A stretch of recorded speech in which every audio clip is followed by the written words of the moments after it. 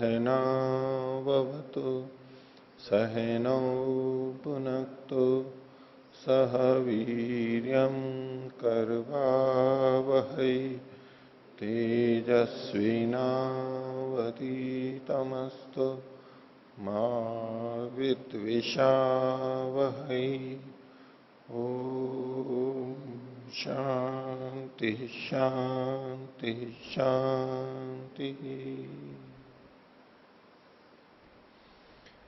वैशेषिक दर्शन की 23वीं कक्षा, वैशेषिक दर्शन के प्रथम अध्याय का द्वितीय आनिक चल रहा है और उसके हमने 9 सूत्र पीछे देखे थे।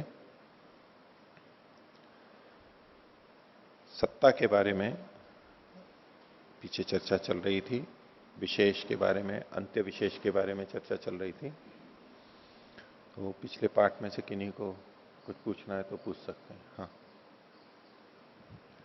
आचार्य जी, उदयवीर जी वाली पुस्तक में पृष्ठ संख्या 59 ऊपर से चौथी पंक्ति, परंतु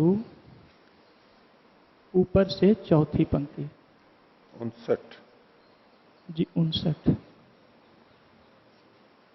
हाँ, ऊपर से चौथी पंक्ति, परंतु परमाणु का कोई कारण नहीं होता, तब एक परमाणु दूसरे परमाणु से भिन्न है, इसका भेदक या व्यावर्तक कौन होगा?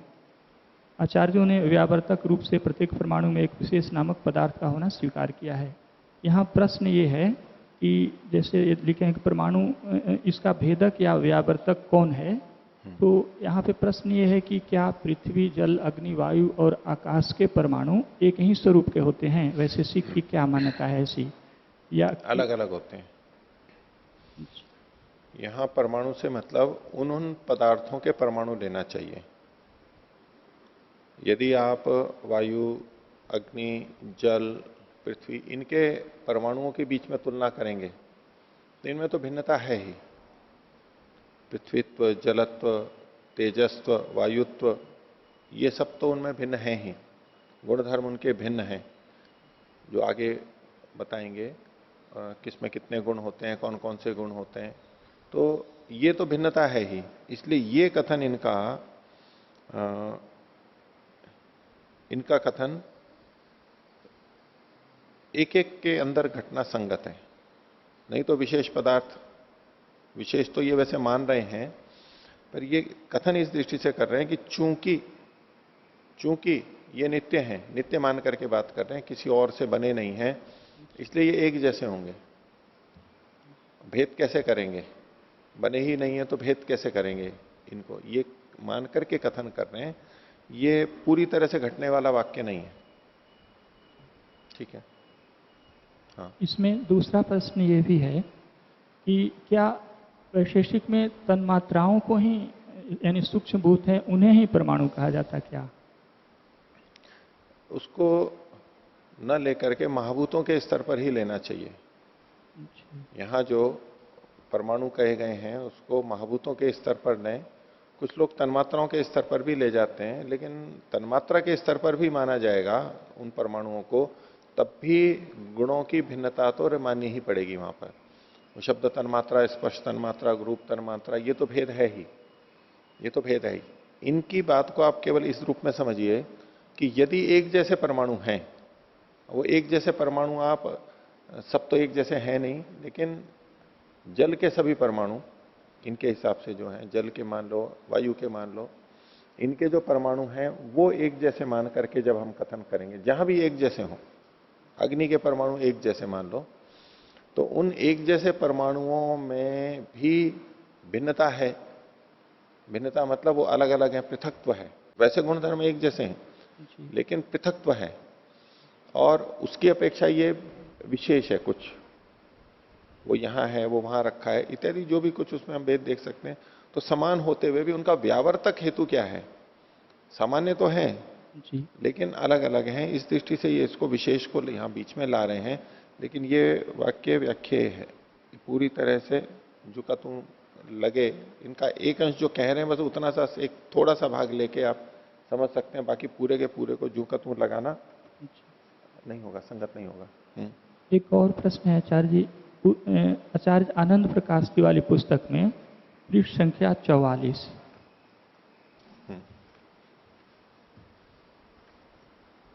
और ब्रह्म मुनि जी वाली पुस्तक में पृष्ठ संख्या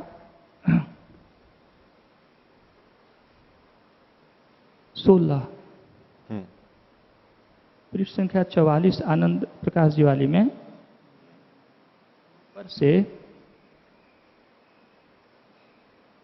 पांचवां अनुच्छेद में जिस प्रकार सत्ता सदा सामान्य ही होती है, विशेष नहीं, उसी प्रकार अंत विशेष घटत्व, पटत्व, श्वेतत्व, लवणत्व, उत्क्षेपणत्व, घूर्णन आदि भी विशेष ही विशेष होते हैं, सामान्य नहीं। तो यहाँ पे इन्होंने घटत्व और पटत्व को विशेष ही विशेष, अंत विशेष माना है। और जो ब्रह्म मुनि जी वाली जो पुस्तक है उसमें 16 में नीचे जो अनुच्छेद दिया है, नीचे अवतरणी का, उसमें उसकी दूसरी पंक्ति में बताया गया है कि पृथ्वीत्वं सामान्यम पृथ्वी विकारा गावादयो घटादयः च विशेषाः तत्रापि गोत्वम घटत्वम सामान्यम गो व्यक्ति घट व्यक्ति विशेषः एवं रूपत्वम सामान्यम रूप व्यक्ति विशेषः इति च प्रशस्तपादः।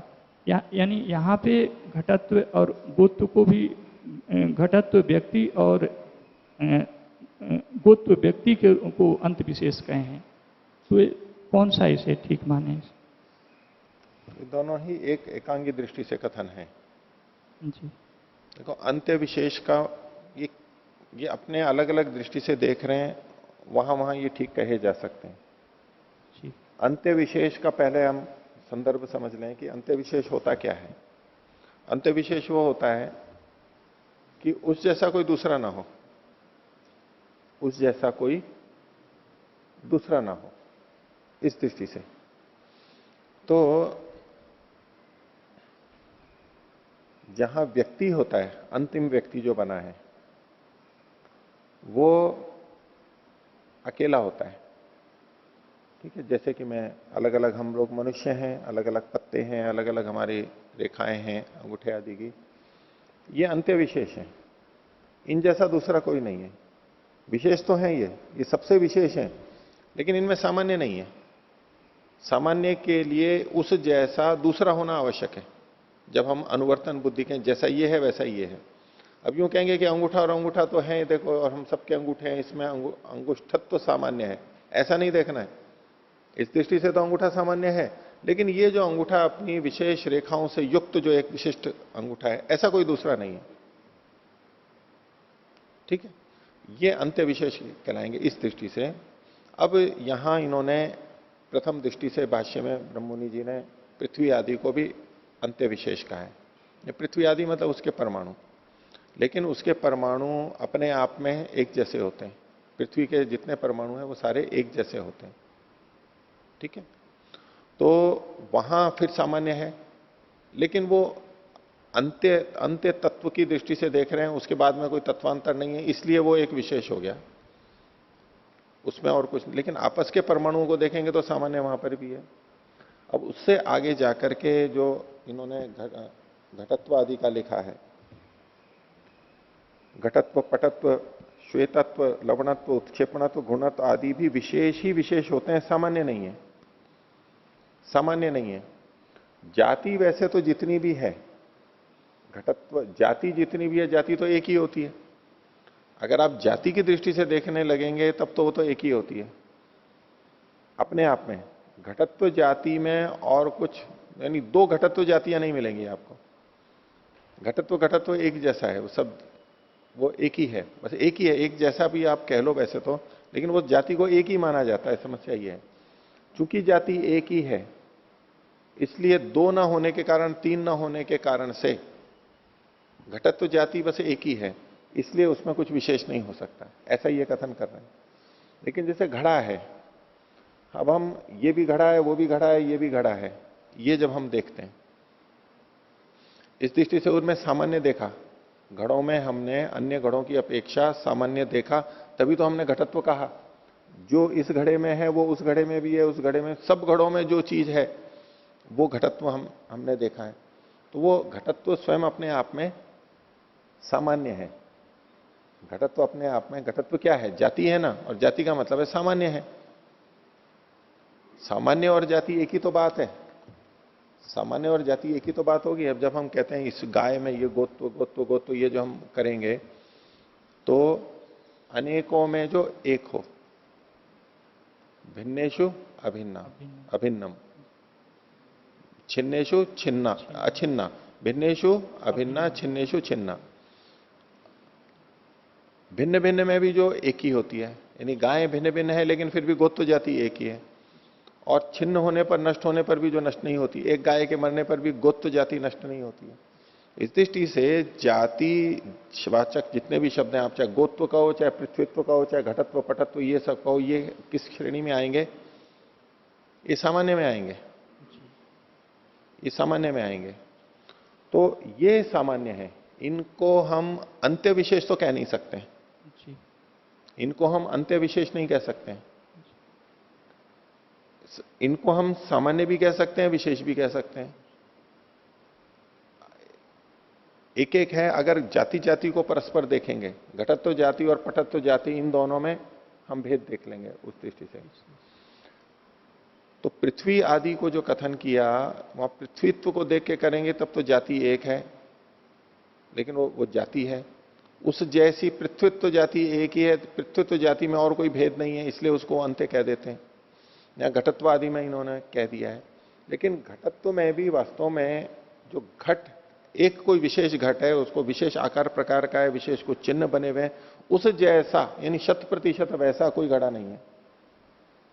100% वैसा घड़ा नहीं है, तो हम कह सकते हैं कि ये अंत्य विशेष, इस जैसा कोई नहीं। ये अनुसंधान भवन है पूरे विश्व में या कहीं भी, बिल्कुल इस जैसा कोई भी भवन नहीं है। अंत्य विशेष इस तरह से हम ले सकते हैं। और जहां पर दूसरी चीजें मिलती हैं, जैसे कि परमाणु परमाणु और आपस में मिलते हैं, जैसे कि पृथ्वी का एक परमाणु है, वो अन्य परमाणुओं से तो भिन्न है इसलिए विशेष है, लेकिन पृथ्वी के अन्य परमाणुओं से बिल्कुल एक जैसा है। वो बिल्कुल एक जैसा है। जैसे आत्माएं हैं वो सारी की सारी एक जैसी हैं। सत्वर स्तंभ पे जाकर के बात करेंगे, यहां का विषय नहीं है, लेकिन फिर भी उस दृष्टि से देखेंगे तो सत्व के जितने भी कण हैं वो बिल्कुल एक जैसे हैं, सारे के सारे। उनको अंत्य विशेष नहीं कह सकते, क्योंकि उन जैसे दूसरे भी हैं। उन जैसे दूसरे भी हैं, इसलिए उनको अंत्य विशेष नहीं कहते। अंत्य विशेष का मतलब ये हुआ कि जिस जैसा, उस जैसा कोई और नहीं हो और उसमें फिर कोई और जाति नहीं रहती हो। अंत्य विशेष कौन होगा? जिसमें और कोई जाति न रहती हो। जाति कब बनेगी? जब 2 या 3 ज्यादा होंगे। उसमें अंत्य विशेष में कोई जाति नहीं रहती, क्योंकि वो अकेला है। हम भले ही कहने को कह दें भाई ईश्वर एक है और ईश्वर में ईश्वरत्व है, ऐसा कम कथन भले ही कर दें, लेकिन वो अपने आप में जाति है ही नहीं, वो अकेला ही है वहां पर। ठीक है, बोलो जी। आचार्य जी, अभी सामान्य और विशेष की चर्चा हुई और एक विशेष पदार्थ भी है, तो ये जो सामान्य विशेष में जो विशेष आया है और 6 पदार्थों में जो विशेष है, तो ये इन दोनों में भिन्नता है या इसी विशेष की चर्चा है वो भी? ये तो मानना ही पड़ेगा भेद। जब 6 पदार्थ माने हैं उन्होंने, द्रव्य गुण कर्म सामान्य विशेष और समवाय। सामान्य एक अपने आप में सामान्य है, विशेष अपने आप में विशेष है, जिससे कि हम जाने, लेकिन इन दोनों में भी तो परस्पर भेद है ही। 6 संख्या गिनी है, तो 6 में पृथक तो देख ही रहे ना, सामान्य अलग है, विशेष अलग है। तो सामान्य में सामान्यत्व कथन नहीं करेंगे, क्योंकि वो तो खुद सामान्य जाति है, उसमें फिर एक जाति नहीं लाएंगे। विशेष में विशेषत्व और कोई नहीं लाएंगे, लेकिन फिर भी इनमें भिन्नता तो है ही ना, तभी तो इनको अलग अलग लिखा है। भिन्नता समझ में नहीं आ रही जी। जैसे वो विशेष है 6 पदार्थों वाला, और ये जो सामान्य विशेष है, तो उसमें तो एक ही बात है। वो जो 6 पदार्थों वाले सामान्य और विशेष हैं, चौथा और 5वां जी, उन्हीं की चर्चा चल रही है। ये सामान्य और विशेष जो बताए जा रहे हैं, वही सामान्य और विशेष है। जो 6 पदार्थ हैं उन्हीं वाले सामान्य विशेष हैं, ये अलग नहीं है। ये जहां जहां अनुवर्तन समानता का व्यवहार हो रहा है वो सामान्य है जी। और जहां जहां व्यावर्तन का, भेद का, विशेष का व्यवहार हो रहा है पृथकत्व का व्यवहार हो रहा है, वो विशेष है बस, ठीक वही है, पदार्थ वाले ही ये सामान्य विशेष है, इसी रूप में यहां पर वर्णन होगा इसका। जी। हाँ दूसरा पृष्ठ संख्या 16 ब्रह्म मुनि जी का भाष्य। जी, ये सूत्र आया है 8वां, द्रव्य गुण कर्म कर्मभ्यो अर्थांतरम सत्ता। तो जी यहाँ अर्थांतर जो आया है शब्द, तो इसमें अर्थ से द्रव्य गुण कर्म लेंगे या कुछ और लेंगे? इसमें अर्थ से द्रव्य गुण कर्म का ग्रहण करेंगे या? द्रव्य गुण कर्म का ही कहते हैं। अर्थांतर मतलब यहां पर पदार्थ एक सामान्य, यहां अर्थ शब्द वो पारिभाषिक नहीं है जहां की द्रव्य गुण कर्म को ही अर्थ शब्द से कहा गया, हमने पीछे देखा जी। लेकिन यहां ये सत्ता है, इसको भी एक अर्थ कहा जा रहा है ना। द्रव्य गुण कर्म का तो ग्रहण हो ही गया, और द्रव्य गुण कर्म से ये अर्थांतर है, इसका मतलब है सत्ता भी एक अर्थ हुआ, ये निकल के आएगा ना। यहां अर्थ शब्द वो पारिभाषिक अर्थ शब्द नहीं है जिसमें केवल द्रव्य गुण कर्म इन तीन का ही ग्रहण होता है, लेकिन शब्द तो बोलना पड़ेगा भाई ये सत्ता एक भिन्न है। वो क्या है? अर्थ। यहां अर्थ का मतलब पदार्थ, पद है और उसका अर्थ है कोई ना कोई बोध्य वस्तु है जिसको हम जान रहे हैं, जिसका अस्तित्व है। सत्ता स्वयं अपने आप में है तो उसका हमारे को बोध होता है, तो वो इनसे भिन्न है। यहाँ अर्थ शब्द वो पारिभाषिक नहीं है जी। यदि पदार्थ में मानेंगे तो जो 6 पदार्थ गिना है तो फिर इसको 7वां भी गिनना था वहां पे? नहीं, वो पदार्थ में उस तरह नहीं कह रहा हूं, वो भी पारिभाषिक पदार्थ है, ये भी पारिभाषिक पदार्थ जो हैं 6 पदार्थ माने गए हैं। यहां अर्थांतर का मतलब जैसे संस्कृत में हम पदार्थ बोलते हैं ना कि पदार्थ किसे कहते हैं? पद के अर्थ को पदार्थ। पद से जिसका ज्ञान होता है, पद अलग होता है, शब्द अर्थ वो वस्तु होती है, उससे जो जाना जाता है वो पदार्थ है। वो यहां पर हमारे को लेना पड़ेगा, नहीं तो घटेगा नहीं ये।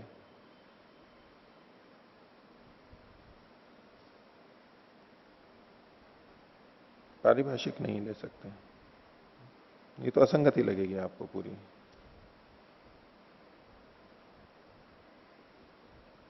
ठीक है, ये तो हुआ। हाँ। और अगले पृष्ठ पे 17वें पे जी भाष्य में नीचे चौथी पंक्ति, अवयव द्रव्येषु खलु अवयवी द्रव्यम भवति, ये यहाँ से अंतिम तक का जो भाष्य है हाँ। ये स्पष्ट नहीं हुआ है। देखिए इसको सूत्र का मूल बात क्या है कि गुण कर्म में रहने के कारण से सत्ता न तो कर्म है न गुण है। हो गया। अब ये देखिए, अवयव द्रव्यों में अवयवी द्रव्य रहता है, अनेक अवयव मिलकर के अवयवी बनता है, तो अवयव द्रव्येषु खलु अवयवी द्रव्यम भवति। ठीक है जी। अच्छा, जो सत्ता है वो कहां पर है? सत्ता को भी हम देखते हैं भाई वो भी द्रव्य में है। ऐसा प्रतीत यही तो होगा ना कि द्रव्य में है, द्रव्य में भी है, गुण में भी है, कर्म में भी, तो द्रव्य में भी है। तो अवयवी द्रव्यों में रह रहा है, यानी अवयव द्रव्यों में अवयवी रह रहा है, तो कहीं अवयवी और सत्ता एक ही तो नहीं है, ये एक मन के अंदर शंका हो सकती है। तो कहें तदपि सत्ता न, ये जो अवयवों में रहने वाला अवयवी है ये अवयवी भी सत्ता नहीं है, अवयवी को सत्ता नहीं कहेंगे, अर्थात सत्ता अवयवी से भी भिन्न है। हो गई ये बात जी। तदपि सत्ता न, यहां अल्प विराम ले लीजिए। आगे गुण कर्मसु भावाद एव इत्यपि, ये क्यों कहा गया? इसके लिए हेतु क्या है? क्यों अवयवी सत्ता नहीं है? अवयवी ही सत्ता है ऐसा क्यों नहीं कह रहे हैं?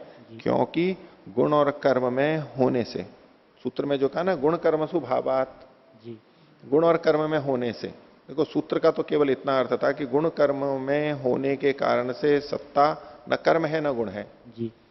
लेकिन गुण और कर्म में न होने के कारण से सत्ता और क्या क्या नहीं है वो इन्होंने अलग से सूत्र से अतिरिक्त बातें उस शैली में बताई हैं।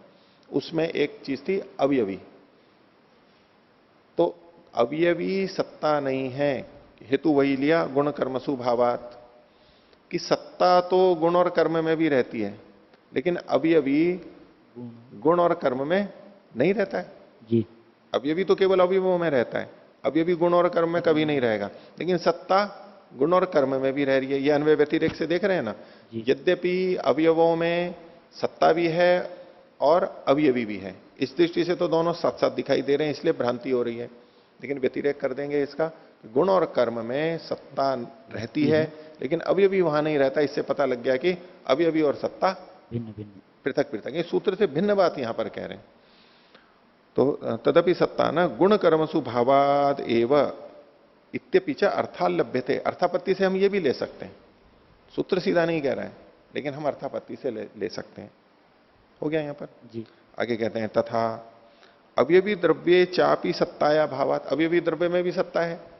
अभी देख रहे थे अवयवों में जो अवयवी है वो सत्ता है या नहीं है। अब ये कह रहे हैं अवयवों की सत्ता है, अवयवी की भी सत्ता है, यानी घट एक अवयवी है, उसकी अपनी एक सत्ता है। तो अवयवी द्रव्य में भी सत्ता का भाव है। इति च उत्प्रेक्षणीयम। ये भी हमें इससे समझ लेना चाहिए। नहीं, अवयवी द्रव्य में भी सत्ता का भाव है। इससे भी पता लगता है कि अवयवी और सत्ता अलग अलग है। अवयवी और सत्ता अलग अलग है। ये हमें उत्प्रेक्षा कर लेनी चाहिए, ये भी अनुमान कर लेना चाहिए। तो कुल मिलाकर के अवयवी भी सत्ता नहीं है। उसके लिए दो हेतु हुए, गुण और कर्म में रहने के कारण से। सत्ता तो रहती है वहां पर, अवयवी नहीं रहता है। और अवयवी भी, क्योंकि अवयवी में भी सत्ता होती है, इसलिए भी अवयवी सत्ता नहीं है। अवयवी में सत्ता होती है, इसलिए अवयवी को सत्ता नहीं कह सकते। ये बात ठीक है। और कोई? हाँ। पृष्ठ संख्या 16, सूत्र संख्या 6, इसके भाष्य की अंतिम पंक्ति। हाँ। कर्म जातो उत्क्षेपणादि गुण जातो गंधादि द्रव्य जातो पृथ्वी आदि, ये अंत्य विशेष के उदाहरण दिए हैं। तो ये अंत्य विशेष के उदाहरण कैसे बनेंगे, क्योंकि ये सामान्य भी कथन होता है इनका। देखिए, इसमें ये जिस तरह से कथन कर रहे हैं ना, जाति का शब्द का प्रयोग कर रहे हैं। कर्म जातो,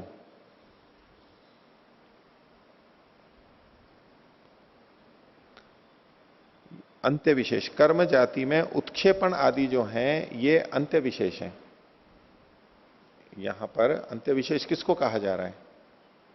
जो कर्म की जाति, कर्मत्व जिन जिन में है वे सब। कौन कौन से? उत्क्षेपण आदि 5, इनमें इसको अंत्य विशेष कह रहे हैं। अंत्य विशेष ये कह रहे हैं, एक ही दृष्टि से देखना है इसको। मैं इसका पूरा समर्थन वैसे नहीं कर रहा हूं, जो पीछे भी प्रश्न आया था वो इन्होंने भी पूछा था। तो यहां उत्क्षेपण ये एक जो कर्म है, उत्क्षेपण, अब इसमें कोई विशेषता नहीं है। क्यों नहीं है? बस उत्क्षेपण उत्क्षेपण है, इतना ही देख रहे हैं। इसी तरह से सब गुणों के अंदर गुण जातो गंधादि, द्रव्य जातो पृथ्वी आदि, इन सबको यानी उत्क्षेपण आदि कर्मों को, गंध आदि गुणों को और पृथ्वी आदि द्रव्यों को ये अंत्य विशेष के रूप में प्रस्तुत कर रहे हैं। ठीक है, लेकिन उन जैसे वो बहुत सारे हैं, इसलिए वहां सामान्य है, ये अंत्य विशेष नहीं कहलाएगा। मैं अपनी दृष्टि से बात को रख रहा हूं, क्योंकि उत्क्षेपण बहुत सारे हैं। उत्क्षेपण उत्क्षेपण, जब हम कर्म जाति में उत्क्षेपण आदि कह रहे हैं तो उत्क्षेपण सामान्य आ गया। उत्क्षेपण बहुत सारे होते हैं, असंख्य हैं, लाखों करोड़ों, जितने भी हम कह दें, उन सब में उत्क्षेपणत्व है। तो उत्क्षेपण है, ये अंत्य विशेष नहीं हो सकता।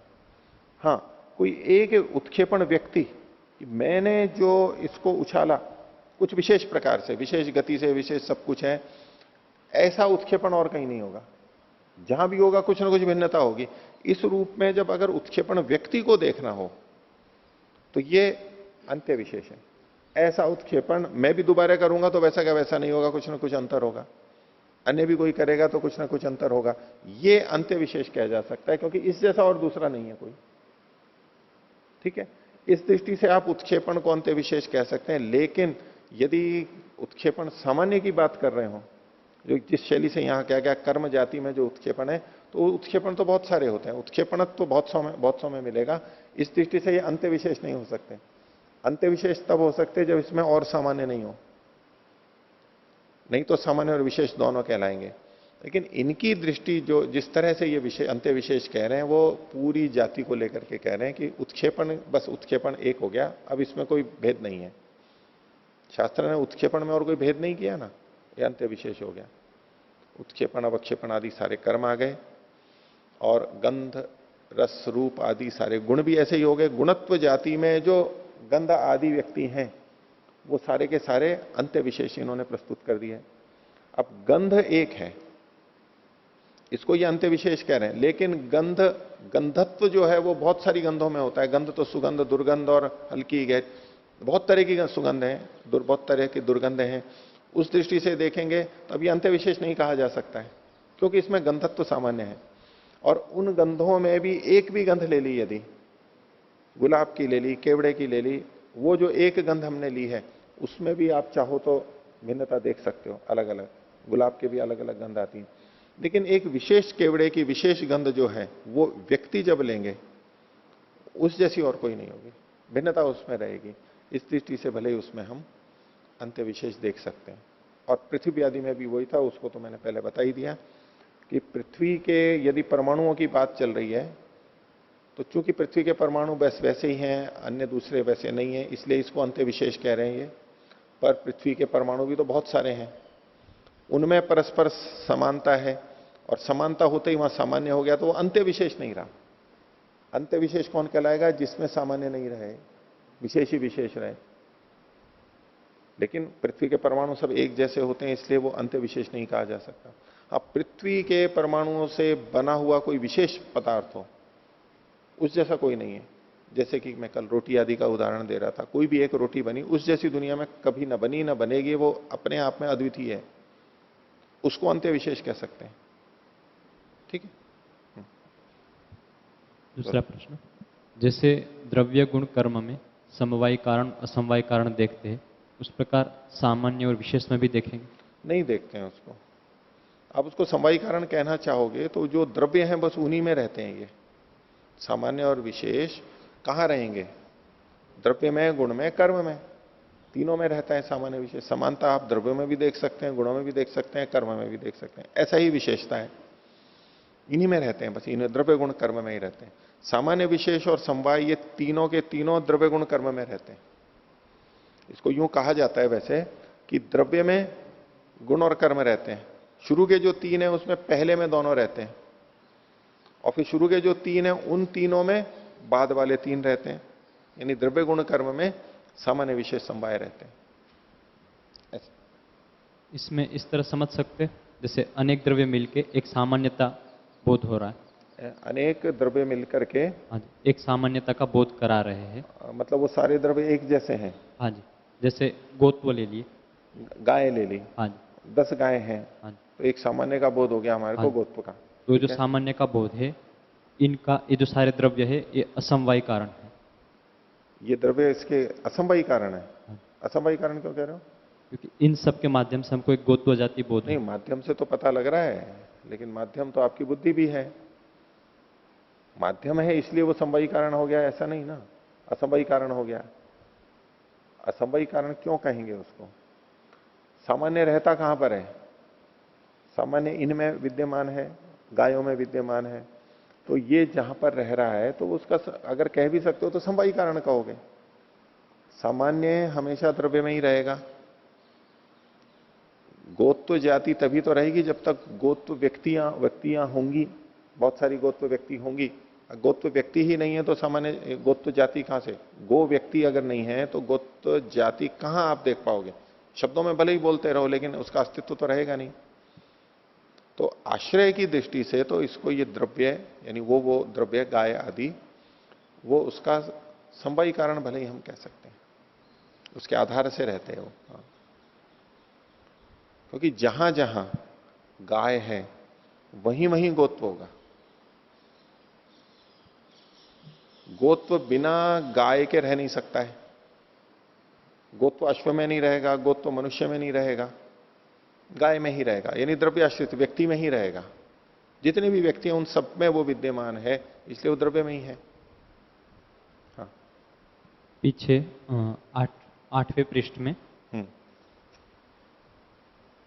इसमें 15वें सूत्र के भाष्य में नीचे से तीसरी पंक्ति,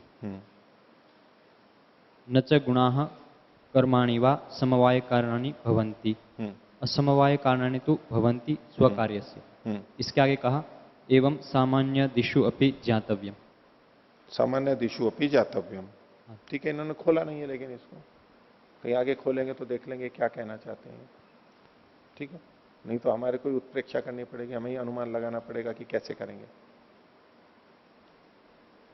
ये यूं कहना चाहते हैं कि गुण और कर्म भी, जैसे गुण और कर्म संवाही कारण नहीं होते हैं, ऐसे ही सामान्य और विशेष भी कभी संवाही कारण नहीं होते हैं। मिलेगा कोई?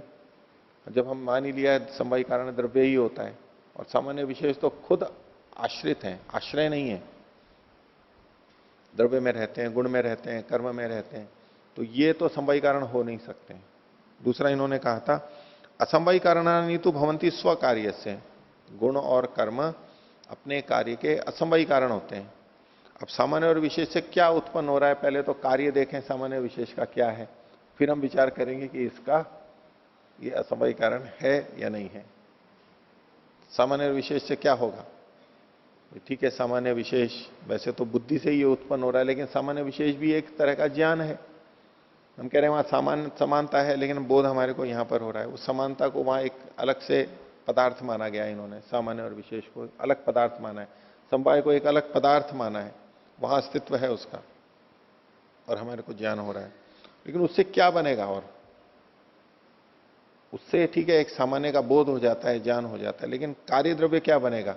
अगर कार्य द्रव्य उससे बनेगा तो हम कह सकते हैं, विचार कर सकते हैं कि सामान्य और विशेष कौन से कारण है, नहीं तो नहीं कर सकते। ठीक है, और जी ओम जी, प्रथम अध्याय के प्रथम आने के 19वें सूत्र उभयथा गुणः, इसमें कहा कि द्रव्य गुण कर्म का गुण कारण होते हैं और नहीं भी होते। तो इस प्रकार से अर्थ करने पर इसके 6 विभाग हो जाते हैं। जी। पहला विभाग, द्रव्य का कारण गुण होता है। दूसरा, द्रव्य के कारण गुण नहीं होता। इसी तरह से गुण का कारण गुण होता है, नहीं होता। कर्म का कारण गुण होता है, नहीं होता। 6 विभाग हुए। इनके उदाहरण, द्रव्य का कारण गुण होता है, इसका उदाहरण संयोग गुण पट का कारण है। ठीक है, संयोग गुण अपने कार्य द्रव्य का कारण है। हाँ।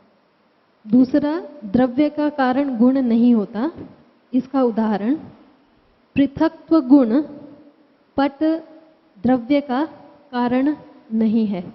ठीक है, पृथक्त्व नहीं है, उसके अलावा और भी उसके गुण हो सकते हैं जो सीधे सीधे द्रव्य का कारण नहीं है, जैसे कि रूप रसगंध आदि गुण हैं, वो द्रव्यस्थ गुणों के कारण होते हैं, द्रव्य का कारण नहीं होते हैं। जी। बहुत सारे गुण लिए जा सकते हैं। ठीक है। तीसरा, गुण का कारण गुण होता है, इसका उदाहरण तंतु का रूप गुण पट के रूप गुण का कारण है। ठीक है। चौथा, गुण का कारण गुण नहीं होता, इसका उदाहरण तंतुओं का संख्या गुण पट के संख्या गुण का कारण नहीं होता। ठीक है। इसका एक और उदाहरण है, रूप गुण रस आदि गुण का कारण नहीं होता। ऐसे आपस में भी लग सकते नहीं, उस तरह तो फिर भेद हो जाएगा, उस तरह के उदाहरण हम ना लें, क्योंकि उस तरह लेते ही तो फिर जो तथा गुणा वाले समर्थक हैं वो क्या बोलने लगते हैं कि यूं तो मिट्टी भी तो दही का कारण नहीं है, द्रव्य भी कारण होता भी है, नहीं भी होता है। मिट्टी घड़े का कारण है, लेकिन कपड़े का और दही का कारण नहीं है। वो तो यही तो तर्क दिया है उन्होंने। तो ऐसा उदाहरण नहीं लेना है हमारे को, वो अगर देखेंगे तब तो दोनों जगह घट जाएगा। हमें ये देखना है कि सस्व समान की दृष्टि से देख लीजिए, तो वो आपका दूसरा वो उदाहरण ठीक था कि पृथक्त्व गुण जी। नहीं, गुण का कारण नहीं है, तो अवयवों में स्थित संख्या गुण अवयवी की संख्या का कारण नहीं है। जी। ठीक है। पांचवा, कर्म का कारण गुण होता है, उदाहरण वेग गुण कर्म का कारण है। ठीक है। इसका अन्य उदाहरण आत्मा का प्रयत्न गुण कर्म का कारण है। ठीक है। छठा, कर्म का कारण गुण नहीं होता। उदाहरण, रूप गुण कर्म का कारण नहीं है। रूप रसादि सभी गुण कर्म के कारण नहीं होते हैं। इसमें ये जो आत्मा का प्रयत्न गुण है, ऐसा आपने किसी में लिखा हुआ देखा उदयवीर जी आदि में, या आपने ऊहा से किया है? ऊहा की है। ऊहा से किया है। तो आत्मा और मन के संयोग विशेष से कुछ कर्म वहां पर स्वीकार किए जाते हैं। आत्मा और मन के संयोग विशेष से ये विषय और आगे आएगा तब और इसको देखेंगे। अभी तात्कालिक रूप से मान के चलते हैं, लेकिन थोड़ा विचारणीय रखिए इसको। और कोई बोलो। ओम। आचार्य जी, सामान्य और विशेष से संबंधित 15वें पृष्ठ में चौथा सूत्र है। चौथे सूत्र में बताया गया कि अनुवृत्ते रेव हेतुत्वात् भावो सामान्यम एवं, अर्थात अनुवृत्त ही होने के कारण से, अर्थात किसी से व्यावृत्त नहीं होता है, इसलिए जो सत्ता है वो सामान्य ही है।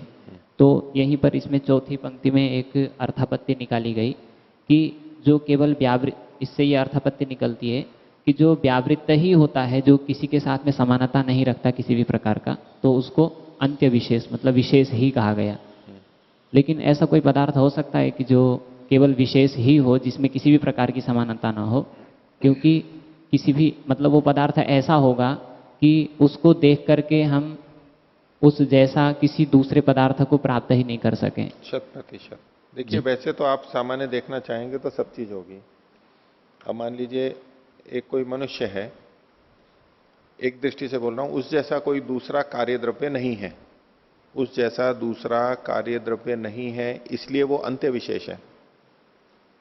लेकिन अगर हम देखने लगे कि उस व्यक्ति में कार्यत्व है, अन्य भी चीजें कार्य हैं, मतलब उत्पन्न हुई है, चाहे घोड़ा गधा मटका कुछ भी हो, कार्यत्व तो सब में, कार्यत्व की दृष्टि से सामान्य हो जाएगा, ये नहीं देखना है।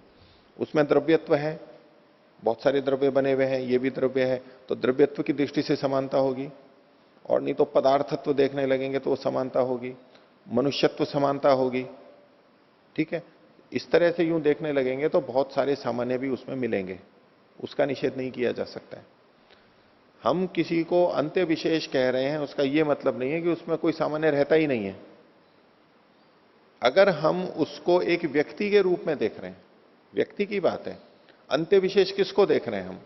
वहां एक कार्य द्रव्य के रूप में अंत्य विशेष देख रहे हैं, या एक व्यक्ति के रूप में देख रहे हैं, या एक द्रव्य के रूप में उसको अंत्य विशेष देख रहे हैं? अगर द्रव्य के रूप में अंत्य विशेष देख रहे हैं तो ये तो ठीक नहीं है, क्योंकि दूसरे भी द्रव्य होते हैं, ऐसे ही कार्य पदार्थ आदि। लेकिन अंत्य विशेष क्या? एक व्यक्ति, इस नाम का एक व्यक्ति है, दशरथ पुत्र राम एक व्यक्ति हुआ, उस जैसा कोई नहीं है, उस व्यक्ति का उस जैसा कोई नहीं है, बस ये अंत्य विशेष हो गया। उसके अंदर आप मनुष्यत्व देखने लगेंगे तब तो ठीक है, वो तो सामान्य आ ही जाएगा। पर अब आप अंत्य विशेष को नहीं देख रहे, अब आप एक मनुष्य को देख रहे हैं, ये भी मनुष्य है, ये भी मनुष्य, इसमें मनुष्यत्व देख रहे हैं। अंत्य विशेष की दृष्टि से कोई दूसरा, ये जो चीजें बनती हैं ये अंत्य विशेष कहलाती हैं। ठीक है। हाँ जी, जिसको हम सामान्य और विशेष कह रहे हैं, हाँ, तो वो भी एक दृष्टि से तो अंत्य विशेष ही है हर चीज, फिर तो ऐसे देखा जाएंगे। क्योंकि जो जिसको यहाँ पर इन्होंने अंत्य विशेष कहा है, जब क्योंकि सत्ता को जब इन्होंने कहा कि सब चीज में सत्ता होगी, तो जो अंत्य विशेष होगा उसकी भी सत्ता है, और जो दूसरा अंत्य विशेष होगा उसमें भी सत्ता है, तो सत्ता की दृष्टि से सारी फिर समानता सत्ता की दृष्टि से सामान्य हो गए वो, बिल्कुल। जैसे द्रव्यत्व देख रहे थे ऐसे सत्ता भी देखेंगे, सत्ता सब में है तो सत्ता की दृष्टि से सामान्य। अब हम सत्ता को सामान्य देख रहे हैं, व्यक्ति को सामान्य नहीं देख रहे हैं। वो जो व्यक्ति विशेष है उसको सामान्य नहीं देख रहे हैं, सत्ता को सामान्य देखने की, सत्ता इसमें भी है, सत्ता उसमें भी है, सत्ता इसमें भी है, जड़ चेतन सब में। मनुष्यत्व देख रहे हैं, अब हम व्यक्ति नहीं देख रहे हैं, उस व्यक्ति में हम मनुष्यत्व देख रहे हैं। मनुष्यत्व यहां भी है, यहां भी है, यहां भी है, प्रत्येक व्यक्ति में मनुष्यत्व है, ऐसा नहीं देखना है। वो जो एक व्यक्ति है उस जैसा दूसरा है क्या? उस जैसा दूसरा नहीं है, तो हम कह सकते हैं ये अंत्य विशेष है। मैं ऐसा समझ पाया हूं, हालांकि तो इसमें अलग अलग दृष्टियां हैं, आपको अलग अलग विवरण मिल ही रहे हैं, कुछ ना कुछ इसमें विचारणीय बातें हैं, पर अंत्य विशेष का जैसे हम पर सामान्य देखते हैं कि पर सामान्य में विशेष नहीं होता है, पर सामान्य में विशेष नहीं होता है, इसलिए पर सामान्य उसको कहा गया। अंत्य विशेष में विशेष होता है, उसमें सामान्य नहीं होता। इस दृष्टि से देखें, व्यक्ति को देखना होगा। अब यूं तो आप पर सामान्य को भी देखने लगे, क्या उसमें विशेषता नहीं है? एक पर सामान्य है, एक परापर सामान्य है, जो सामान्य पर भी हो जाता है, नहीं, एक सामान्य जो विशेष भी हो जाता है और सामान्य भी हो जाता है, ऐसा भी तो होता है। उससे इसकी भिन्नता हुई है नहीं। पर सामान्य या सत्ता भाव वो द्रव्य से भिन्न है या नहीं है? वो गुण से भिन्न है या नहीं है? वो कर्म से भिन्न है या नहीं है? कह ही रहे हैं ना बार बार, द्रव्य गुण कर्म में तीनों में रहने के कारण से ये द्रव्य गुण कर्म से भिन्न है। अब भिन्नता बिना विशेषता के कैसे आएगी? भिन्न शब्द का जब हम प्रयोग कर रहे हैं तो कुछ विशेषता होगी उसमें, और विशेषता है तो विशेष हो गया वो। पर सामान्य भी तो एक विशेष हो गया, यूं कथन करने लगेंगे तो फिर तो पर सामान्य भी कोई नहीं है और ना अंत्य विशेष कोई है, उसमें कुछ ना कुछ सामान्य विशेष तो सब में मिल जाएगा। पर जिस दृष्टि से ये पर सामान्य और अंत्य विशेष बताना चाहते हैं, उसका मतलब क्या है? पर सामान्य वो है जो सब में है, और सामान्य इसलिए कह रहे हैं कि वो एक जैसा है। सामान्य इसलिए कह रहे हैं, जाति इसलिए कह रहे हैं वो एक जैसा है और सब में है, कोई भी उससे छूटा हुआ नहीं है, वो पर सामान्य हो गया। और अंत्य विशेष वो हो गया कि वो विशेषता केवल इस एक में ही है और किसी में नहीं है, उस जैसा और कोई नहीं है, ये अंत्य विशेष हो गया। ठीक है। अगर दो हो गए बिल्कुल वैसे के वैसे 100%, तो अब उसको हम अंत्य विशेष नहीं कह सकते।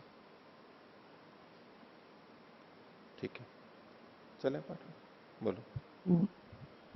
ओम। आचार्य जी, पृष्ठ संख्या 15, सूत्र संख्या 5। हाँ, उसमें द्रव्यत्वम, गुणत्वम, कर्मत्वम सत्ता की अपेक्षा से कैसे विशेष कहा जाता है? द्रव्यत्व, गुणत्व और कर्मत्व ये सामान्य भी है और विशेष भी है।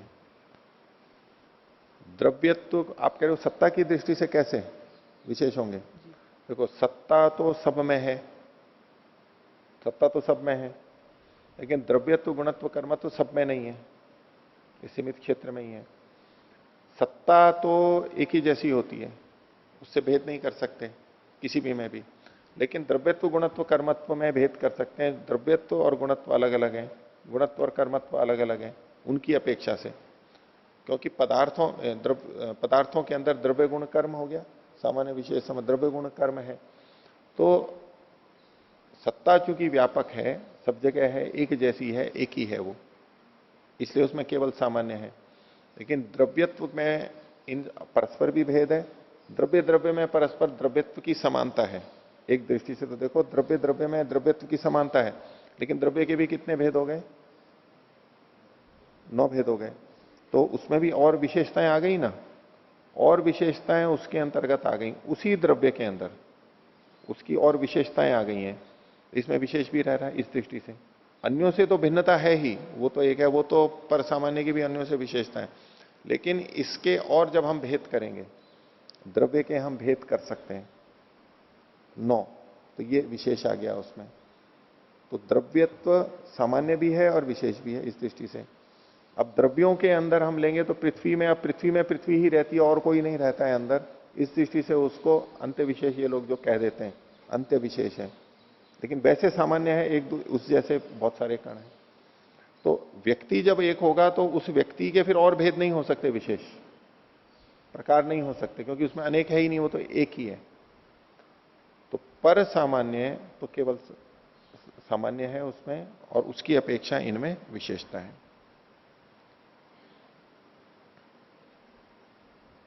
देखो, इन्होंने जो लिखा, आप इस पंक्ति को पढ़ समझना चाह रहे होंगे। गुणत्वम कर्मसु कर्मत्वम इति त्रीणी अपि अनुवर्तनात् सामान्यानि भवन्ति।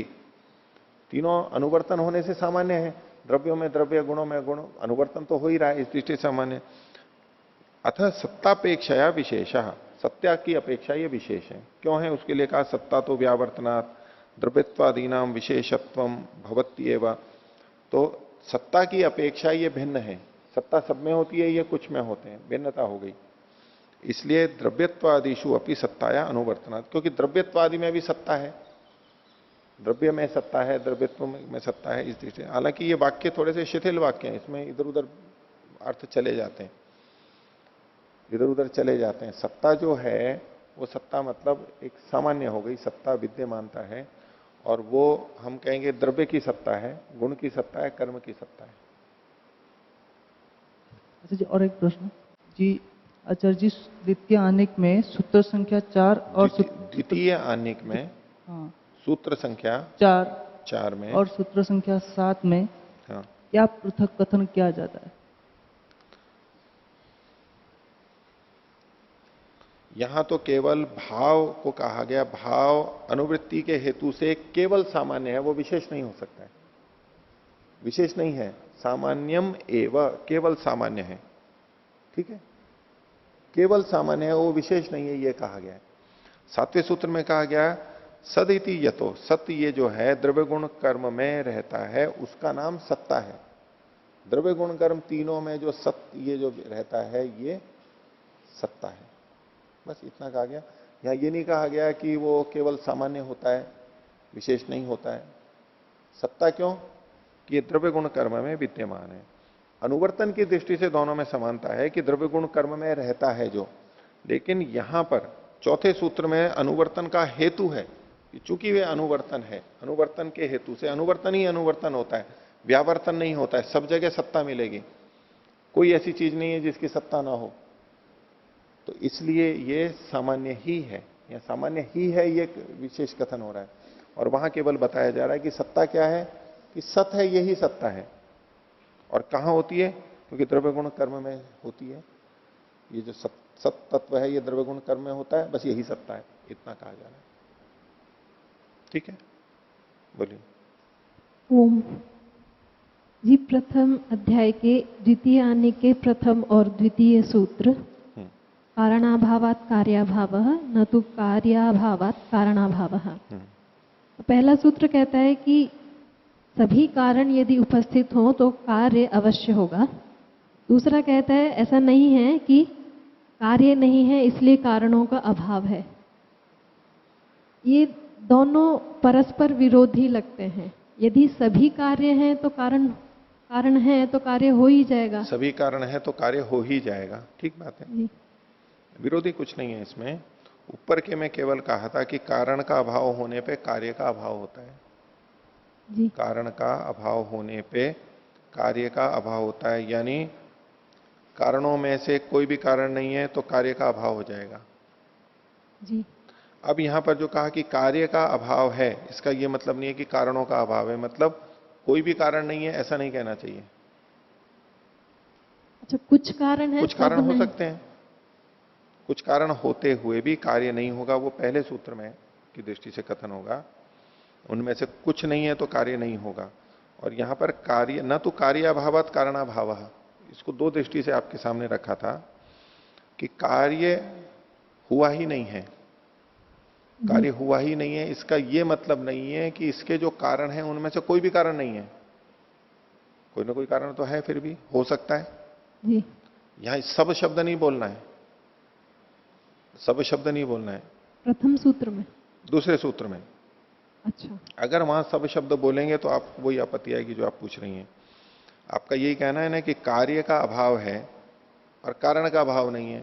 अब यहां अब हमने सब शब्द बोल दिया जी। कि यदि सब कारण है तो कार्य तो फिर हो ही जाएगा, जी। तो यहां सब शब्द नहीं लेना है। ठीक। अनेक कारण होते हैं, वो कारण रहते हैं, फिर भी जी। वो कारण रहते हैं, उनमें से कई कारण रहते हैं तो भी कार्य नहीं होगा। पर इसका तात्पर्य दूसरे ढंग से जो आपके सामने रखा था वो ये कि कार्य जिस समय में नष्ट हुआ है, कार्य का अभाव, प्रध्वंसा भाव, यानी प्रध्वंसा भाव एक था, एक आप देख रहे हैं कि भाई प्राग अभाव, अभी चीज है ही नहीं, प्राग अभाव। आप जो कथन कर रही हैं वो प्राग अभाव की दृष्टि से कर रही हैं कि वस्तु है ही नहीं, तो इसका यह मतलब नहीं है कि कारण नहीं होंगे, मतलब कारण है। तो उस पर आपका प्रश्न बन रहा है कि कारण यदि होते सारे के सारे तब तो कार्य हो ही जाता, ठीक है, सारे कारण होते तो कार्य हो ही जाता ना, वो मतलब नहीं है।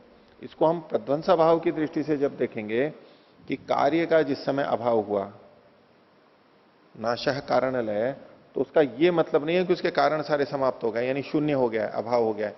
मिट्टी आदि वहां पर फिर भी विद्यमान है, उपादान कारण वहां पर विद्यमान है, और उपादान कारण में जो गुण है वो गुण भी विद्यमान है।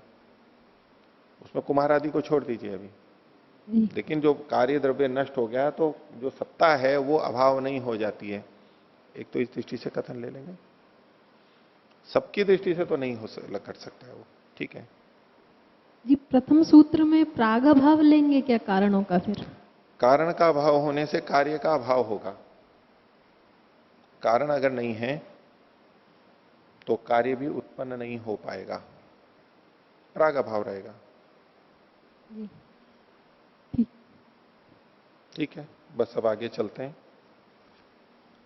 देखिए पृष्ठ संख्या 17, सूत्र संख्या 10। पीछे हम देख करके आ रहे थे, उसी से जुड़ी हुई बात है। नवे सूत्र में कहा था कि गुण कर्म में होने के कारण से, किसके? सत्ता के, क्योंकि वो गुण और कर्म में रहती है, इसलिए ना वो गुण है ना कर्म है। इसमें हेतु क्या बनेगा? क्योंकि गुण में गुण नहीं रहता है, कर्म में कर्म नहीं रहता है। यदि सत्ता गुण होती तो गुण में भी नहीं रह सकती थी वो, यदि सत्ता कर्म होती तो वो कर्म में नहीं रह सकती थी। पर चूंकि सत्ता गुण और कर्म में रहती है, इसलिए सत्ता गुण और कर्म तो नहीं है, कुछ और है। अब इसी से संबंधित एक बात और कह रहे हैं, 10वां सूत्र देखिए, अपीच सामान्य विशेषा भावेन च, कि सत्ता में सामान्य और विशेष का अभाव होने से भी, सत्ता में सामान्य और विशेष का अभाव होता है। द्रव्य गुण कर्म में सामान्य विशेष का भाव होता है। द्रव्य गुण कर्मों में सामान्य भी होते हैं, विशेष भी होते हैं, लेकिन सत्ता में, सत्ता के अंदर सामान्य विशेष का अभाव होने से, तो देखिए सत्तायाम खलु द्रव्य गुण कर्मसु इव सामान्यम विशेषश्चेति व्यवहारो न भवति। सत्ता में ये सामान्य है और विशेष है, ऐसा कुछ व्यवहार नहीं होता है। तस्मात सत्ता न द्रव्यम न गुणो न कर्म किंतु तद्भिन्नम वस्तु, इसलिए सत्ता न द्रव्य है, न गुण है, न कर्म है। ये कथन हो गया। अगला सूत्र देखिए, अब पर सामान्य को बोल करके ये अपर सामान्य के बारे में कह रहे हैं। पर सामान्यम उक्त्वा अपर सामान्य विषय ब्रवीति आचार्य। अपर सामान्य जो पूरी तरह से सामान्य नहीं है, एक अंश में सामान्य भी है और कहीं विशेष भी बनता है। तो उसमें इन्होंने सूत्र दिया, अनेक द्रव्यवत्वेन द्रव्यत्वम उक्तम। अनेक द्रव्य वाला होने से उसमें द्रव्यत्व कहा जाता है। द्रव्यत्व जो है, इसको देखिए, द्रव्यत्वम द्रव्यत्वम खलु अपर सामान्यम, द्रव्यत्व को अपर सामान्य कहा इन्होंने। क्यों? अनेकानि द्रव्याणि पृथिव्यादीनि यस्य, द्रव्यत्व जो है वो अपर सामान्य क्यों, सामान्य क्यों है? कि अनेक द्रव्य, यानी पृथ्वी जल आदि अनेक जो द्रव्य हैं जिसके, तद अनेक द्रव्यवत, द्रव्यत्व में अनेक द्रव्य हैं पृथ्वी जल आदि, ऐसा होने के कारण तस्य भावो अनेक द्रव्यवत्वम, उसका जो भाव है वो अनेक द्रव्यत्व कहलाएगा। तेन अनेक द्रव्यवत्वेन, इस हेतु से अनेक द्रव्यवत्वेन, ये सूत्र का भाग है, इसको हेतु के रूप में प्रस्तुत कर रहे हैं। इसके कारण अनेक, इसको खोल रहे हैं, अनेक द्रव्येषु पृथ्व्यादिषु समान रूपेण भवति ही द्रव्यत्वम। पृथ्वी आदि जितने भी 9 द्रव्य हैं उनमें द्रव्यत्व समान रूप से रहता है। पृथ्वी में भी द्रव्यत्व है, जल में भी द्रव्यत्व है, ऐसे। तस्मात द्रव्य व्यक्ति तो भिन्नम वस्तु द्रव्यत्वम अपर सामान्यम उक्तम, इसलिए द्रव्य व्यक्ति मतलब द्रव्य जो इकाई है पृथ्वी जल आदि, उनसे भिन्न वस्तु है ये द्रव्यत्व, ये अपर सामान्य है। ये सब में नहीं मिलेगा, ये द्रव्यों में ही मिलेगा, और चीजों में, गुणों में नहीं मिलेगा, कर्म में नहीं मिलेगा। द्रव्यत्व केवल द्रव्यों में मिलेगा, इसलिए पर सामान्य नहीं है, सब जगह विद्यमान नहीं है, सीमित क्षेत्र में ही है तो सामान्य, लेकिन सीमित क्षेत्र में है, इसको कहेंगे अपर सामान्य। आगे अथच सामान्य विशेषा भावेन च, और चूंकि इसमें सामान्य और विशेष का भी अभाव होता है। द्रव्यत्व में, स्वयं में, द्रव्यत्व में अपने आप में सामान्य और विशेष का अभाव होता है।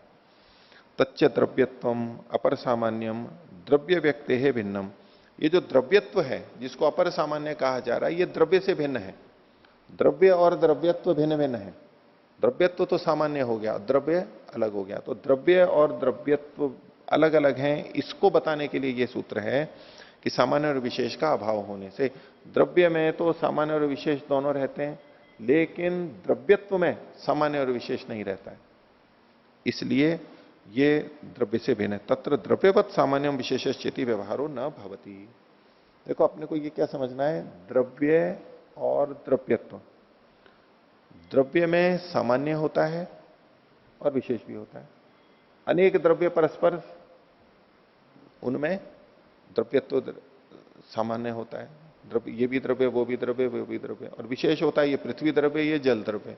तो द्रव्य में सामान्य विशेष का व्यवहार होता है, लेकिन द्रव्यत्व में सामान्य विशेष का व्यवहार नहीं होता है। सामान्य का व्यवहार क्यों नहीं होता है? क्योंकि द्रव्यत्व आदि जितनी भी जातियां हैं वो एक ही होती है। जो एक होता है उसमें सामान्य का व्यवहार नहीं हो सकता है। सामान्य व्यवहार के लिए दो तो चाहिए कम से कम। तो द्रव्यत्व बस एक ही है, इसलिए सामान्य का व्यवहार नहीं हो सकता है। और वो चूंकि सामान्य है, द्रव्यत्व के और कोई भेद नहीं हो सकते, इसलिए उसमें विशेष का भी व्यवहार नहीं हो सकता है। द्रव्यों में विशेष होते हैं, पृथ्वी जल आदि, तो उसमें विशेष का व्यवहार हो जाएगा, लेकिन द्रव्यत्व के और कोई भेद नहीं होते, इसलिए उसमें विशेष का भी व्यवहार नहीं हो सकता। दो नहीं है इसलिए सामान्य का व्यवहार नहीं हो सकता। तो सामान्य विशेषा भावेन च, ये द्रव्य से भिन्न है। सत्ता को, ये द्रव्यत्व को, पहले जो सत्ता कहा था वो पर सामान्य और अपर सामान्य में ये द्रव्यत्व, गुणत्व और कर्मत्व, इन तीन को लेकर के चल रहे हैं और बिल्कुल इसी शैली से आगे सूत्र बनाए हैं। अब देखिए, आप जो एक पूछ रहे थे योगेंद्र जी, 10वां सूत्र देखो, सामान्य